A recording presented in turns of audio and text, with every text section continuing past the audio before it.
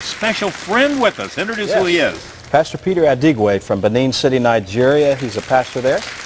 Well, he is a remarkable man. Welcome. We are thrilled that you're here, my dear brother. Just got here from Nigeria just hours ago, basically. Yeah, just a week now, or so. Yeah. We've got a little testimony of his, about a 4-minute testimony that we want to show, kind of introduces our dear brother, and I want you to watch this. I went to a very strong voodoo home, and by African custom and culture, I was supposed to take over from my father, being the first son, but I never showed interest in going with him to serve these dead gods. So he just hated me. Things were not going on well between my father and I, so she organized for me to leave home to go and stay with my auntie. But when I stayed with my auntie very briefly, I discovered that she was not having it good with her husband. So the next thing for me to do again was to move on from there to another uncle. After some time, they were transferred to another city. Then I moved on. It's just moving on. I had to hawk kerosene, bottles of kerosene on the streets before we could get anything to pay my school fees. So just like laboring like an orphan. At the age of 18, we had the first experience where the Muslims struck. There was crisis. And they went out trying to cut people in pieces.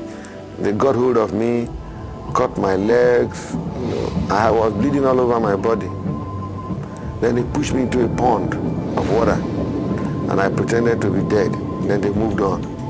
So I sneaked out and hid in a corn field until the crisis was over, and then I went in a refugee camp. Later, I went back to my village.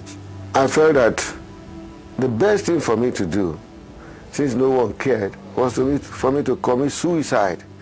This thought was coming into my mind until one night I had a voice speak to me. Surrender your life, for the future will be bright. Who must be talking to me at this hour of the night? I went back to bed. I heard the voice again. Surrender your life to me, for the future will be bright.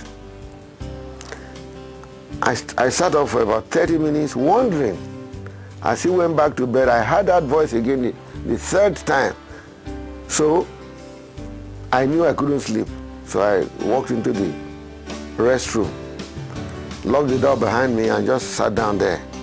I remember when I was a kid, at the age of about 8, there used to be some missionaries come from a far distance to the city where we were, giving us pictures, telling us stories about Jesus. So for the first time, this verse of the scripture propped up in my heart.